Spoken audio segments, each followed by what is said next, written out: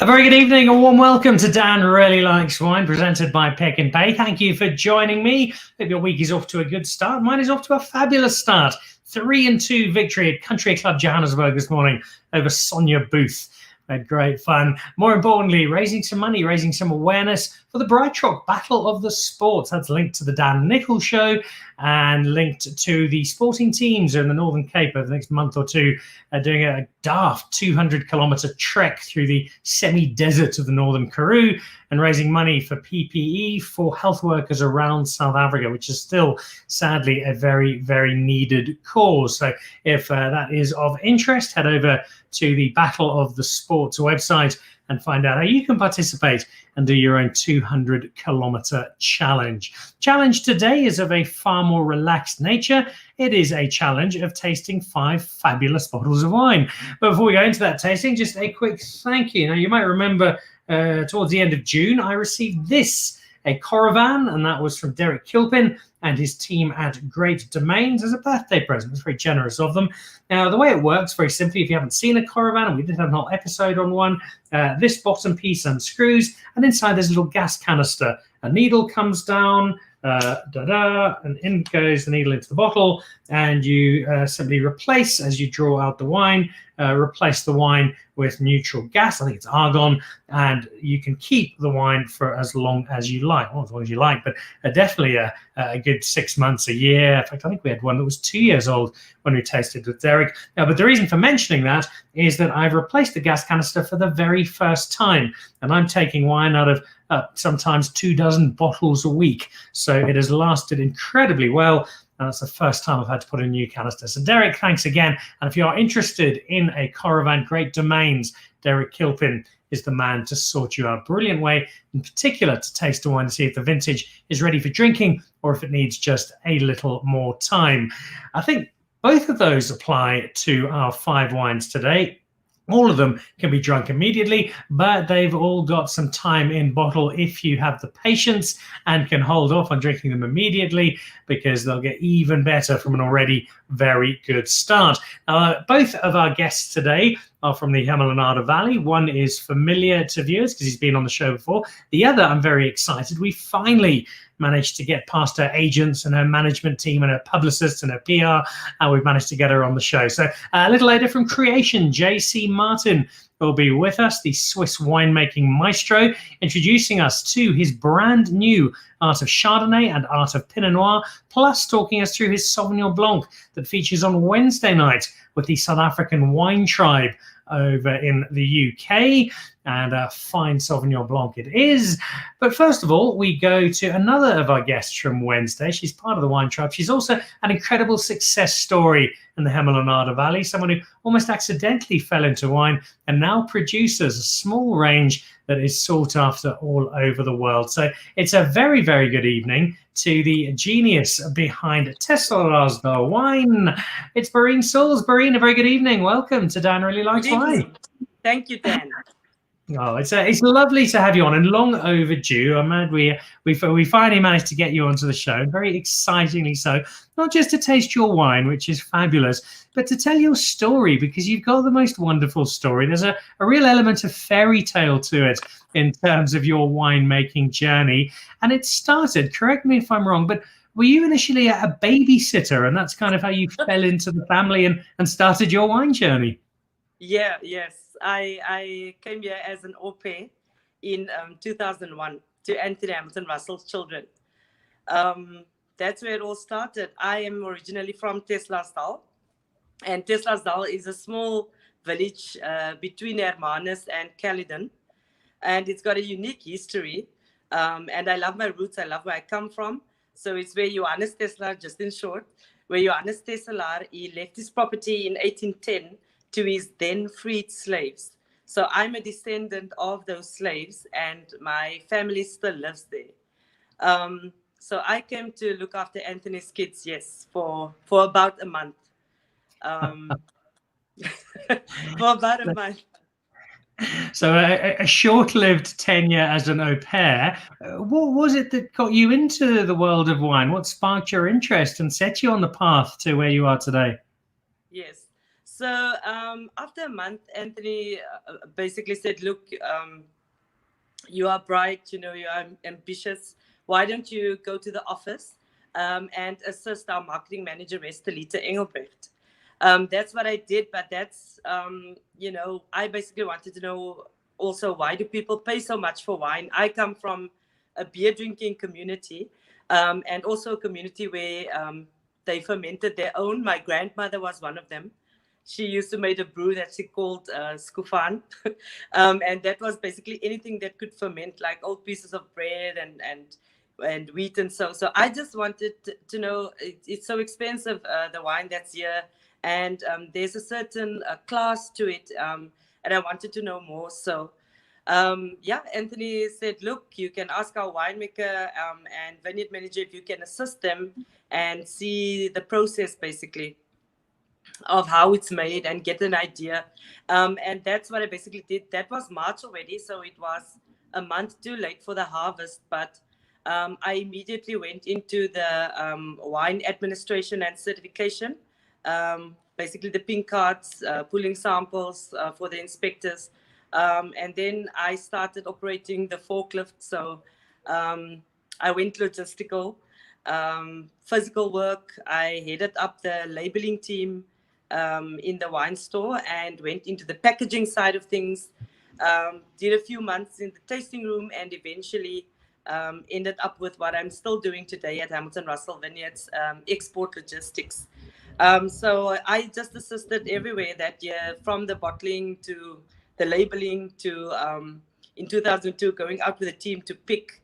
And in that time, I did a few courses, crash courses through the Cape Wine Academy, to basically develop a palate that wasn't there and just try to understand wine, because I really didn't get it. I couldn't understand it, and just get an appreciation for it. And that's basically where my wine journey started, was in March 2001.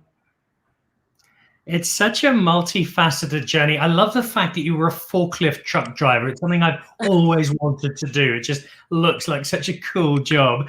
It's led now into this label that's got a real cult following.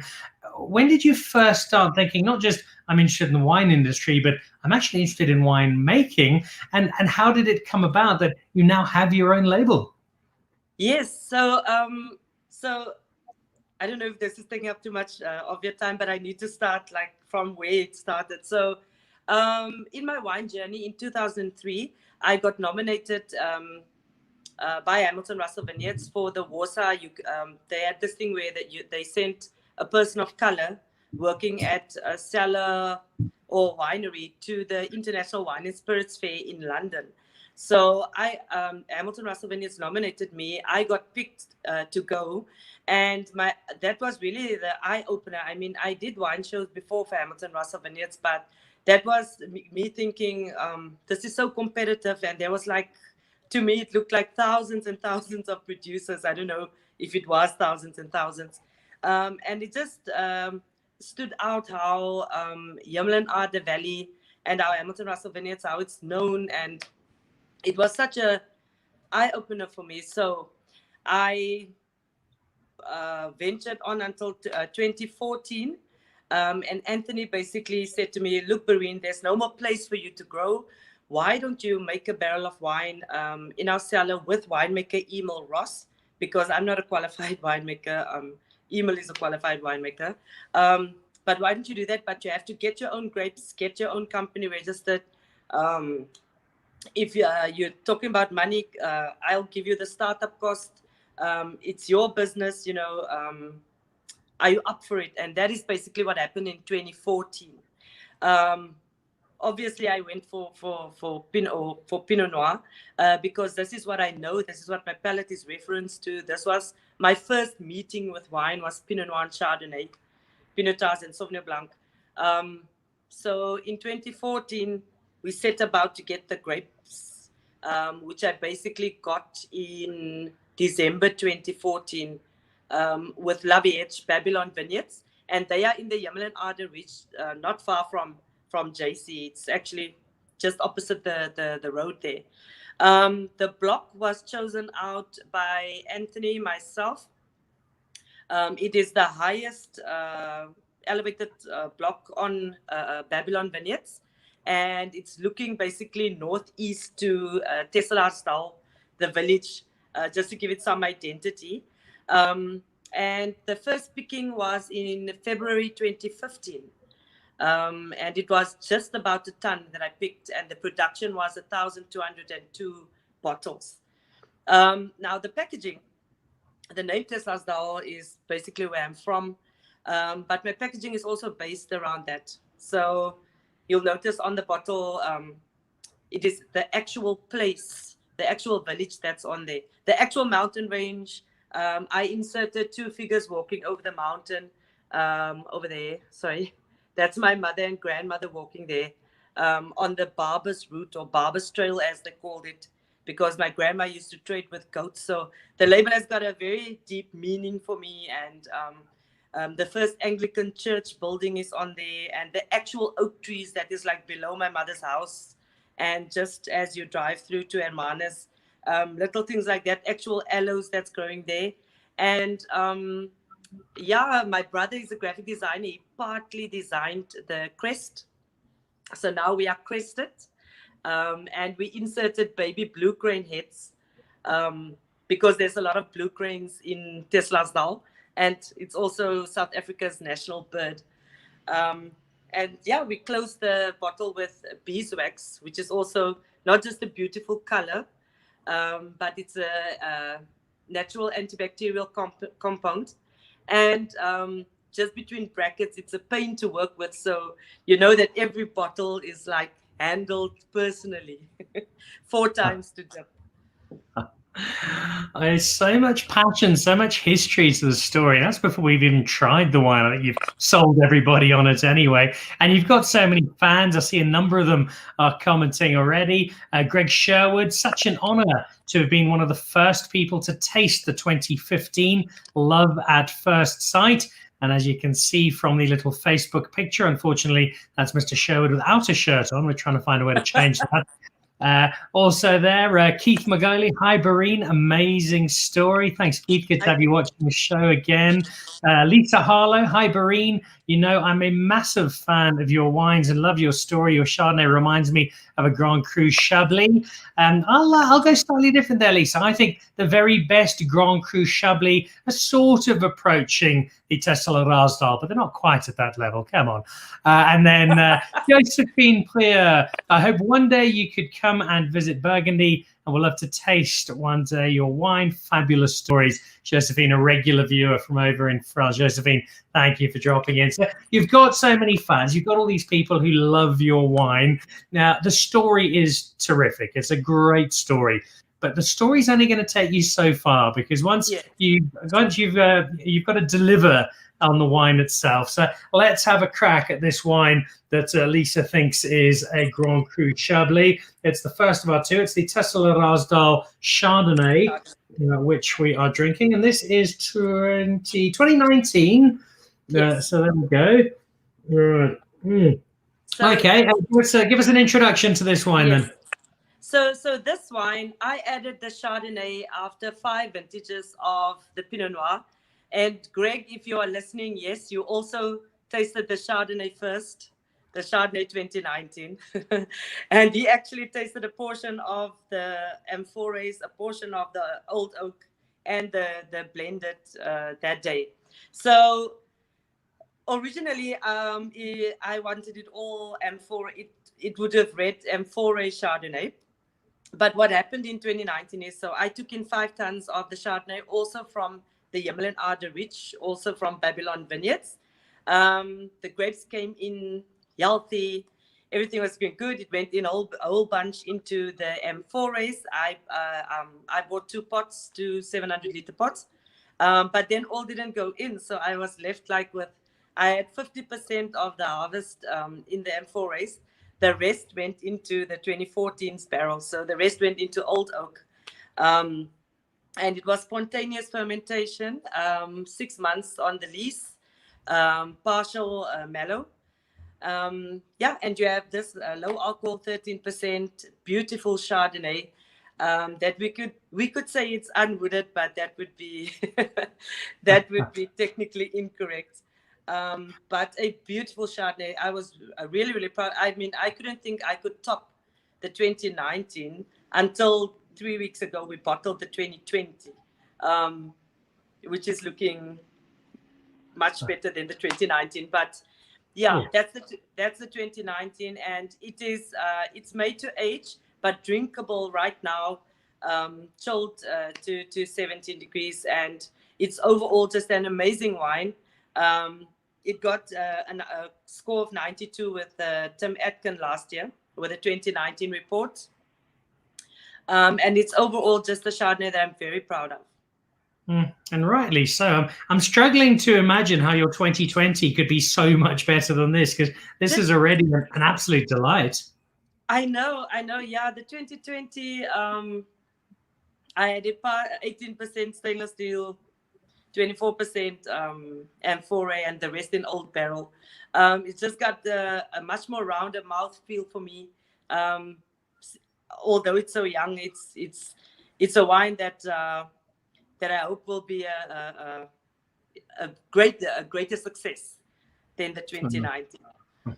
Well, it is beautiful. There's a lovely lightness to this. The two things that tend to put people off Chardonnay, or have in the past, have been the overbearing use of oak, and that sometimes the wine's just too big and heavy. If you like a lighter style of Chardonnay, then this is absolutely fantastic. And you've got the ultimate endorsement, Berene, because yes, you've had Greg Sherwood giving you thumbs up, and Lisa Harlow, Yes. Keith McGinley, and Josephine Priya, but Helen Nichol, my mother, all the way from Northern Ireland. What an inspiring story, and what an inspiring woman. I can't wait to try her wine.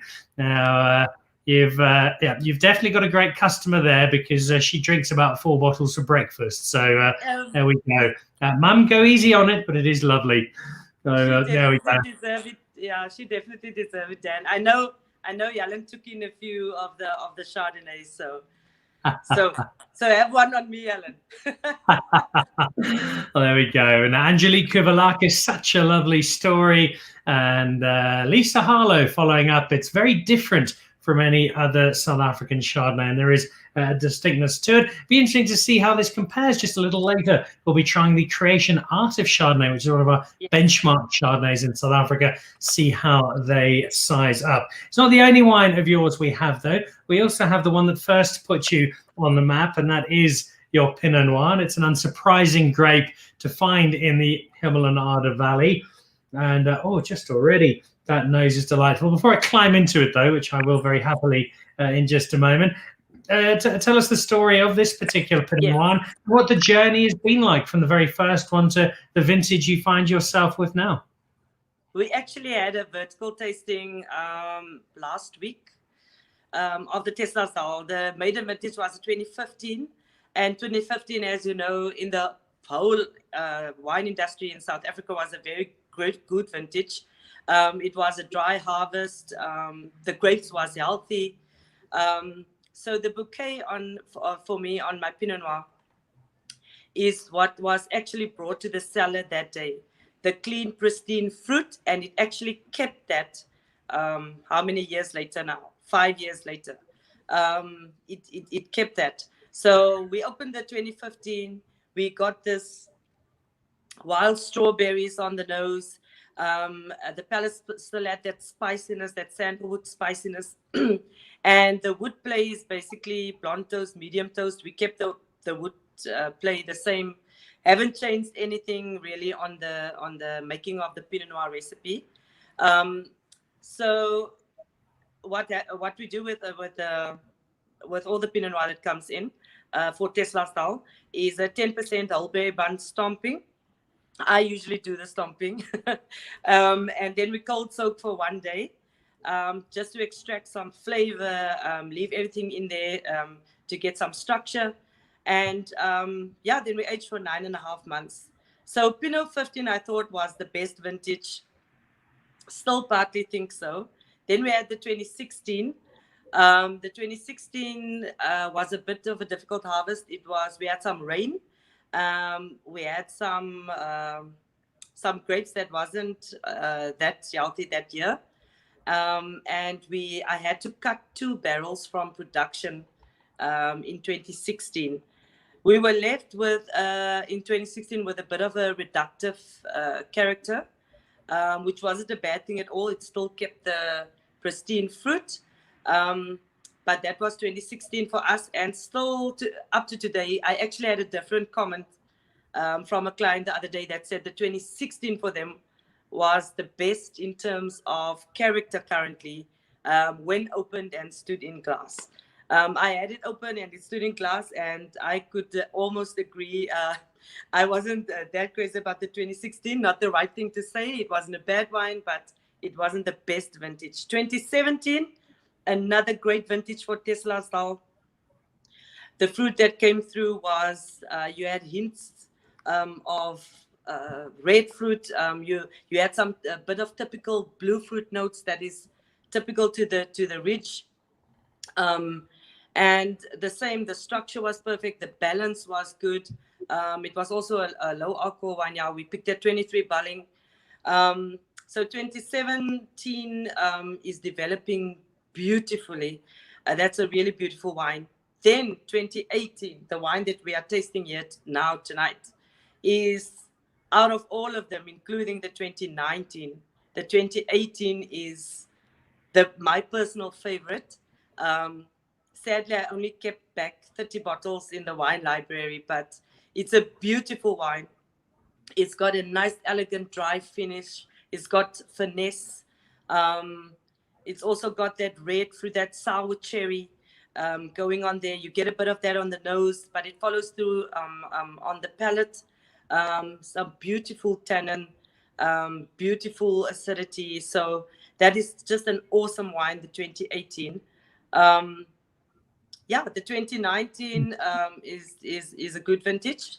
2019 currently got 92 in the Tim Atkin report. But the 2018 that you have there got scored a 94.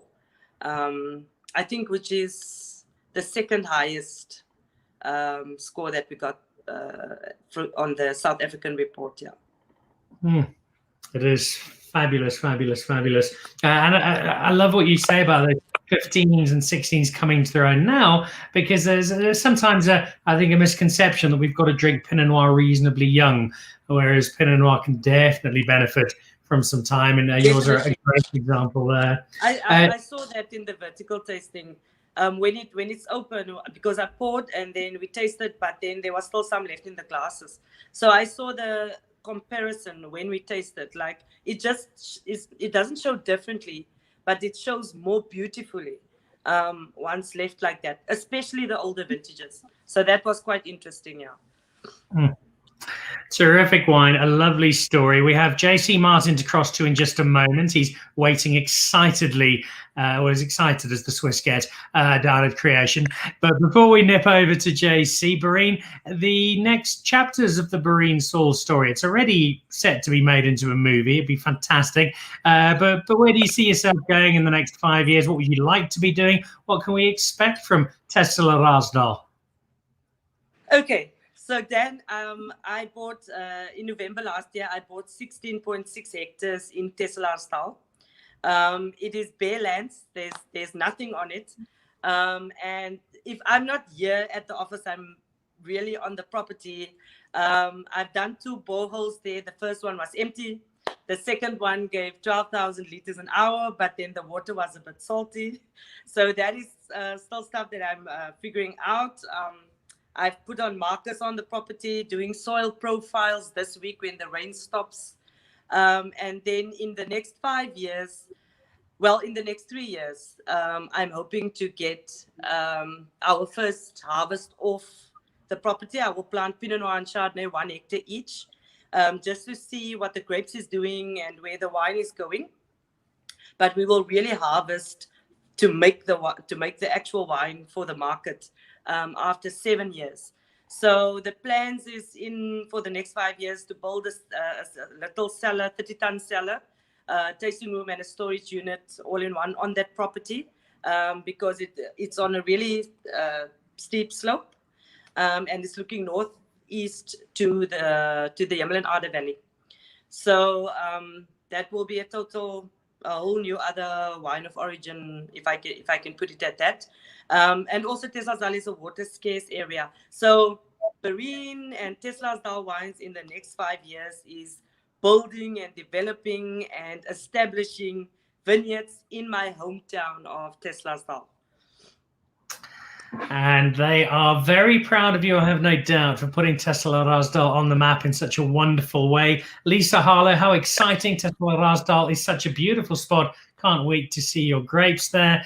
And then a scurrilous message from my mother to wrap up. You can tell, Berene, from me that most of the people who came to babysit you took to drink in a different way.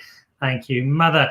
Berene, thank you so much. It's been a delight. We're going to catch up with you on Wednesday. The South African Wine Tribe descends across the UK. Myself, Greg Sherwood, and some wonderful South African wine. There are lots and lots of places I cannot wait to get back to in the winelands once travel resumes and I can do a bit of travel. But coming out to Tesselaarsdal and seeing the site, the next big thing in South African wine is high on that list. So, Berene, thank you. Keep making wonderful wine. And please do wish Anthony Hamilton Russell a very happy 70th birthday. Thank you, Dan. Bye. Berene Sauls, it is just such a cool story. It's so uplifting. She took the world of wine and she is doing magnificently. I absolutely love that. And not just a great story, but wine to match. So Berene Sauls, the Tesselaarsdal wine, which we'll be featuring on Wednesday night, the South African Wine Tribe with myself and Greg Sherwood, Joe Waring from Wines of South Africa. We'll also have Duncan Savage with his Follow the Line Cinso. And then we'll have our next guest who was on the show a couple of months back as we talked through some of his wine during lockdown. Lockdown has receded, wine sales back up and running, and Creation, I'm told, pretty busy at the moment because not only do they make terrific wine, they've got one of the best food and wine pairings on the planet. And you can harumph at food and wine pairings and no, those aren't the way of the modern food and wine world. You can drink and eat anything together you want. Well, largely I do agree with that, but when you try the Creation food and wine pairings and you see what Carolyn has masterminded together with JC's wine, you'll realize it is very special indeed. So let's head straight through to one of three people who have really put South Africa-Swiss relations on the map. There's Roger Federer with a Swiss father and a South African mother. There's Trevor Noah with a South African mother and a Swiss father. And then there's JC Martin, born in Switzerland but lives in South Africa with a South African wife. JC, a very good evening. Hi, Dan. How are you doing? There's no on. Federer, Noah, and Martin. It's a pretty good collective, and they're in good company. Lovely to see you. You're looking well. You're looking happy. How are things at Creation? Are you picking up? Are you seeing lots of visitors? Yeah, I think we slowly but surely open up. We can drink wine and eat food with pairings again. So it was maybe not our best 3 months from April to June, July, but it's getting pretty much to normal. Yeah, we're quite happy. As are everybody who comes out to visit, I have no doubt. Just before we jump into your wine and have a look at both the wine we'll be drinking at the Wine Tribe and your two new releases, just a little reflection on our previous guest, Berene Sauls. There are some wonderful stories across the Yamlin-Ade Valley, but there is something very special about what Berene has done and the wine that she's brought to market.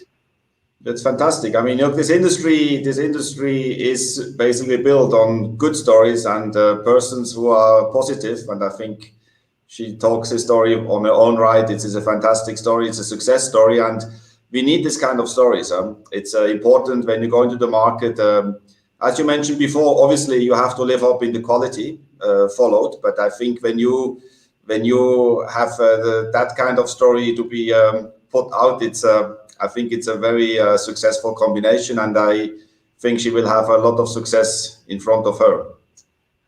No doubt. A lot of success already, but even more to come. And looks like that's Berene logging in there. Thank you, JC. Well, thank you, Berene, because I think you've inspired everybody in the wine world with your wine. So too has JC.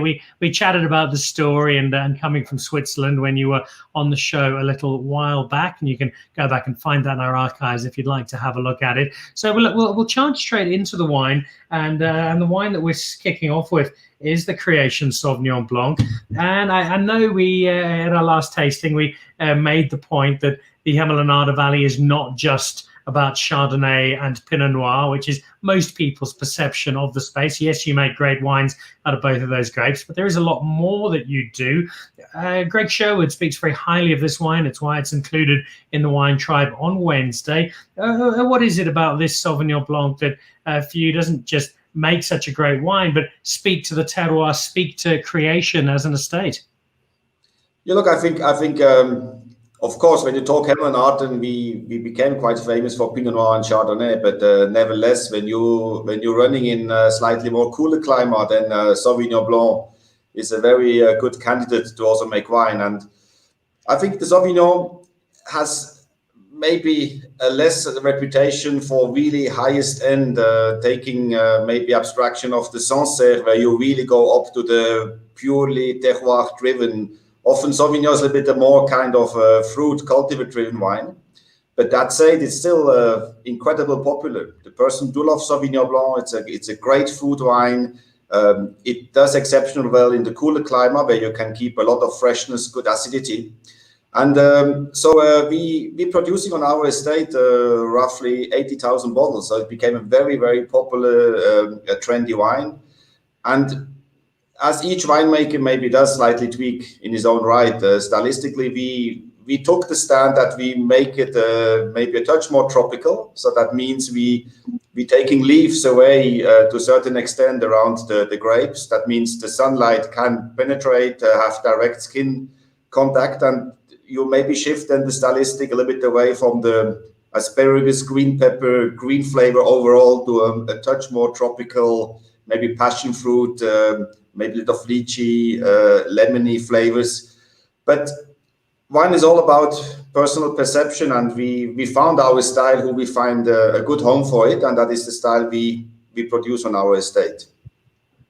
That Grenadilla comes through in particular when you bite into it, and you get that tart but lovely, irresistible, sweet yet tart at the same time. It's a wine that is not just delightful, but it also reminds me, given your heritage, of a lot of the white wine that I've drunk in Switzerland. And not that it's a direct comparison, but it's a country that people don't often think about in terms of wine. But when I've been over, and it's frequently for skiing trips, when I devour cheese fondue, which I do with industrial enthusiasm, some good Swiss white wine is the usual companion. And it's a country I feel that's got a very underrated wine industry, and especially the white wines.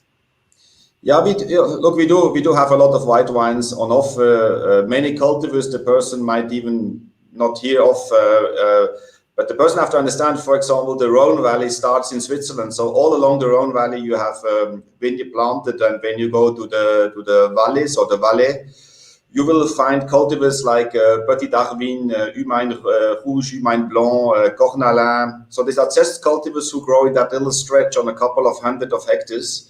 And these wines, they will be find the home with the private clients and the own restaurants there. So there's no export market.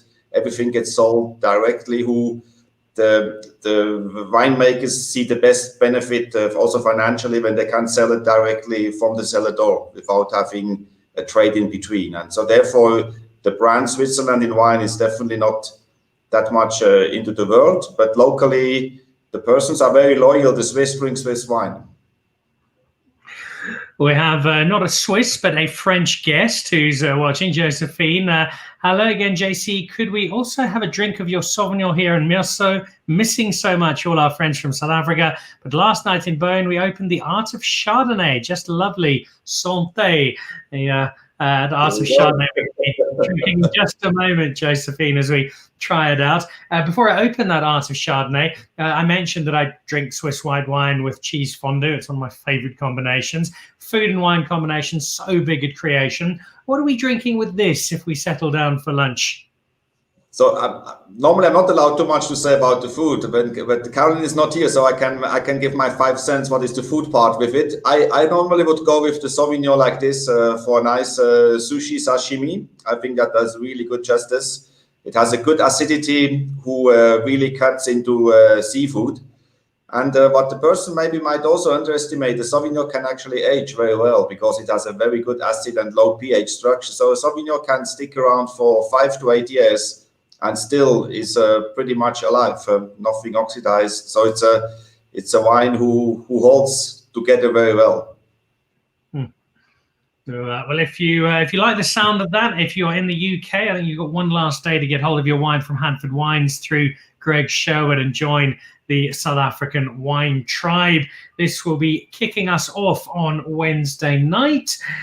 Not feature on Wednesday night, unfortunately, because it's not out yet. This is a very exclusive pre-release, and as you can see, it is made invaluable by this very special labeling in Swiss calligraphy, which marks it out. That is JC scribbling on a bottle before nothing.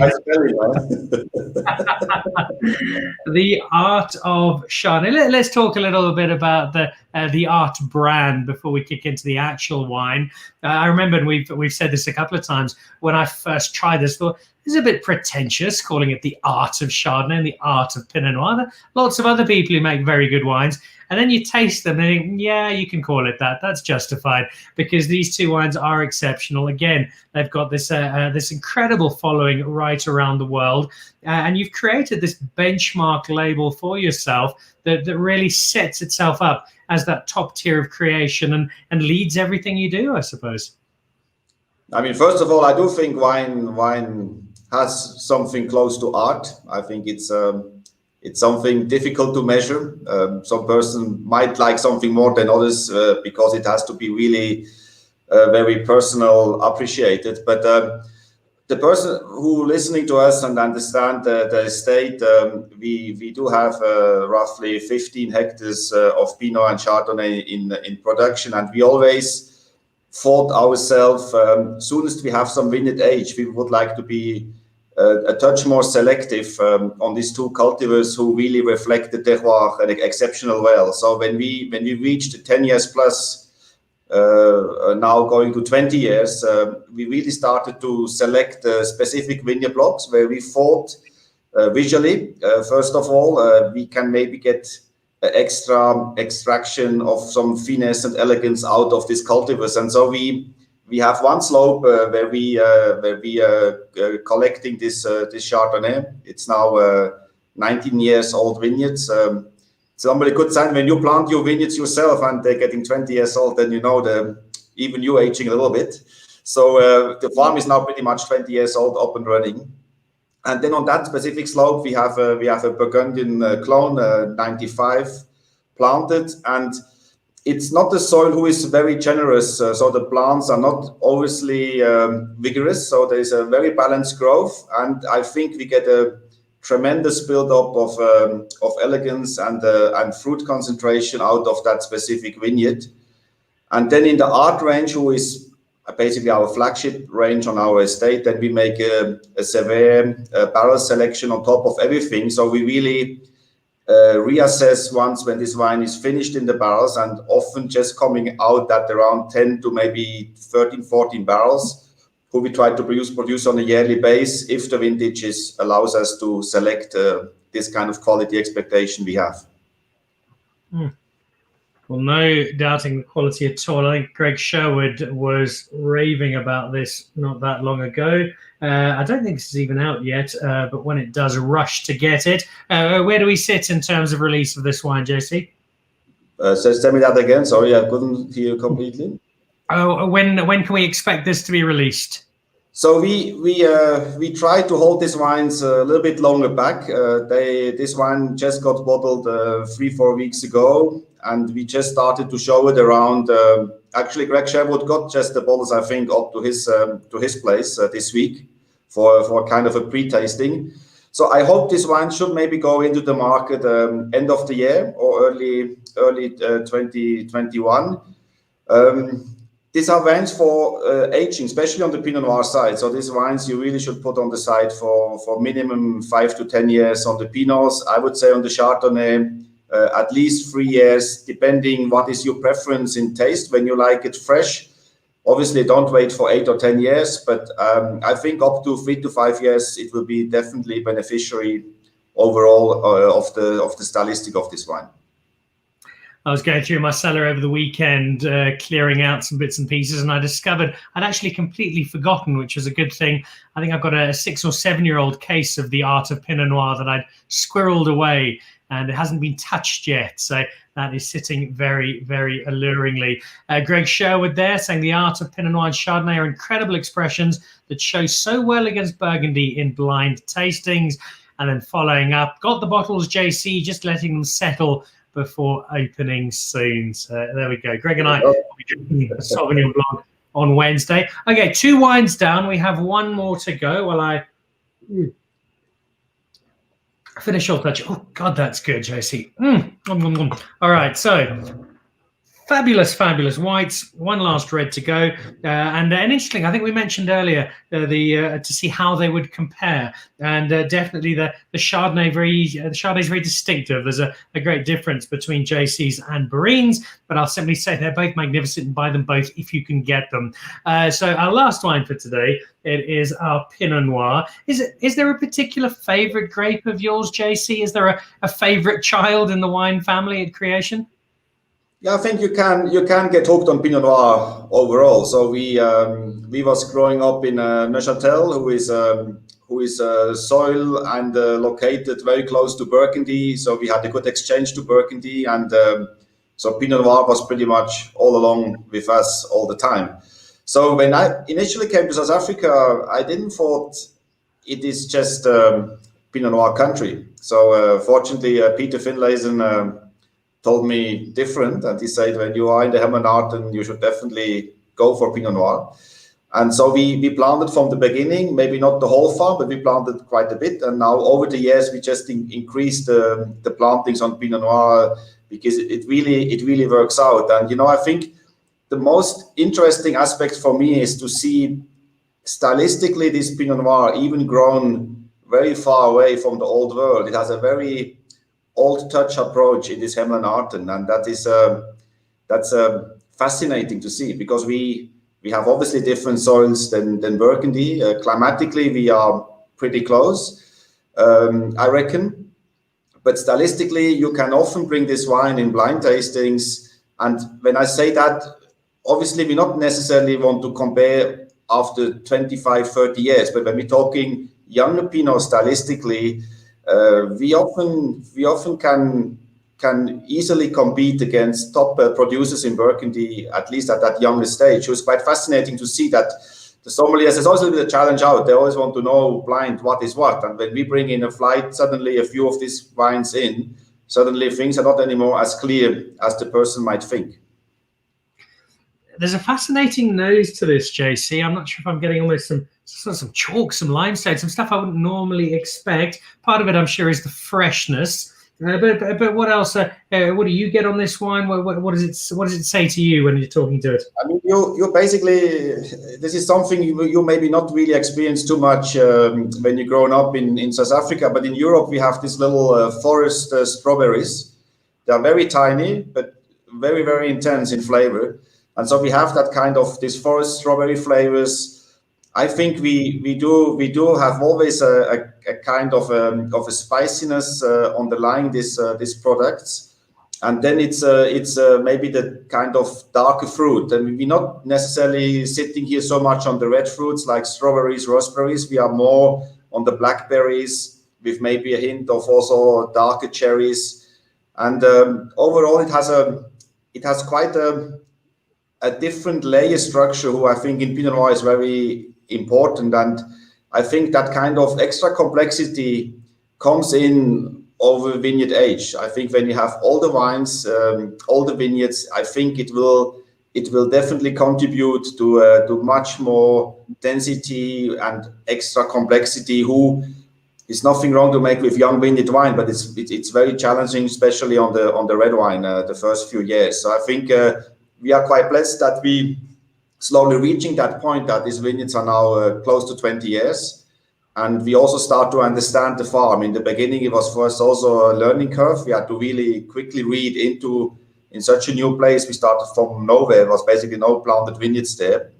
And I think now after 20 years, we slowly coming in a comfortable place where we start to really be able to now fine-tuning and tweaking these extra quality levels. And in my personal capacity now, my next challenge will be basically to spend extra time in the vineyards. And the end of the day, it all turns around the grapes. You need the best vineyards and the best grapes. The winemaking part, to a certain extent, it's just you guide your product to the bottle, but with normally less is more. So little intervention is most probably the key attribute in winemaking, that you really let nature do the trick. But I think the farming outside, that's the critical thing, that you really understand how to farm and when to pick and how to look after the grapes. I mean, that's the key. You make it sound all so simple, JC, when of course it is anything but. There's a beautiful savoury finish to this as well. It's such a rounded wine, still so young, still so many stories to tell. We're off to a flying start. Reginald checking in from Cheetah Plains, where we were a week or two ago. Hi, JC. Excellence is for the pessimist like you. Keep unfolding. You already have a gem. I surely have to sample your parcels all the way from Cheetah Plains Lodge. I can tell you, JC, Reggie has got a fabulous cellar up at Cheetah Plains. And Reggie, this Art of Chardonnay, Art of Pinot Noir would be an excellent, excellent addition. Sitting on that pool deck, watching the hippos with a glass of the Art of Chardonnay, Art of Pinot Noir would wrap up a fabulous, fabulous day. Just before we let you go, because I know that you need to go and make Carolyn dinner and then wash the dishes and then do the ironing, just over the rest of this year, what's the unfolding schedule? What have we got to look forward to from the creation team? Yeah, we obviously not really have the normal schedule with traveling, but we really appreciated ourselves to be more around, and we have slowly but surely now the new vintage releases coming out, and I think with all the chaos we had in 2020, I think nobody really talked properly through how wonderful this harvest was, and we had a fantastic quality in 2020 who we could work with top quality grapes. And we're really looking forward to get these grapes now slowly to the process and then into the glass. So we obviously started with the white wines, like Sauvignon Viognier slowly goes now into the first bottlings, and then we later on heading for the new Chardonnays, and then the early reds maybe in Jan, February. So, but I mean, overall, we need to open the borders, that the person can land again in Cape Town, and that we can again showcase this beautiful country to all the guests who like to see the sunshine in the tough winter months in Europe. And if you need any further incentive to not just get to South Africa, but to get out to creation, if you look behind JC, you might think that's a picture. It's not. That's a live scene, and that water has not moved in over 20 minutes. Except for the one moment when you saw Carolyn skinny dipping in the background, but otherwise hasn't moved at all. Just before we let JC go there, Madison Volkvein, #CreationNation. You've got another fan there. Thanks for watching, Madison. Josephine Prieur, Santé Dan, happy you. J'espère, Josephine, que je peux vous visiter en Burgundy in the not too distant future and come and try out some of your fabulous wine. And then a comment from a little earlier, Elizabeth Bardan, wonderful to see more and more female winemakers in South Africa, referring to Berene, our guest from Tesselaarsdal a little earlier. JC, please give Caroline lots of love. Thanks for sharing your fabulous wine. And I will count the minutes till we see each other again on Wednesday night for the South African Wine Tribe. Thanks, Dan. Have a good evening. Thanks a lot. There we go. JC Martin, Switzerland's finest export ever to South Africa, closely followed by IWC Watchers and Toblerone. Wonderful to have JC on the show. The Art of Chardonnay, the Art of Pinot Noir, and that Sauvignon Blanc that we're going to be showcasing on Wednesday night. The South African Wine Tribe to guests across the UK in partnership with Greg Sherwood and Hanford Wines and Joe Waring and Wines of South Africa, UK. The first one was a cracker a couple of months ago. Really excited about Wednesday night. So big thank you to JC, big thank you too to Berene Sauls from Tesselaarsdal. Such exciting news. Her own parcel of land that she's going to be developing and continuing what is already a wonderful South African wine story. If you are not already, and I don't know why not, because it's free. It is absolutely free. Join the Pick and Pay Wine Club. You get 3 times the Smart Shopper points. You also get 20% off a selection of 10 wines every month. And just generally the wine selection, Katie doing a terrific job along with Gavin and the rest of the team down at Pick and Pay. They've, I think in the last few years, the wine selection Pick and Pay has really gone through the roof. You can get some terrific stuff at all ends of the wine drinking spectrum. So what do we have to look forward to online tomorrow? Cheetah Plains. Well, you heard Reggie checking in from Cheetah Plains, sommelier up at what is the most luxurious game lodge I've ever been to. Well, Maps Mapanyane and I were there just over a week ago with Ranger Buck Safaris, and we'll be telling the Maps Mapanyane wine story from Cheetah Plains. That is online tomorrow.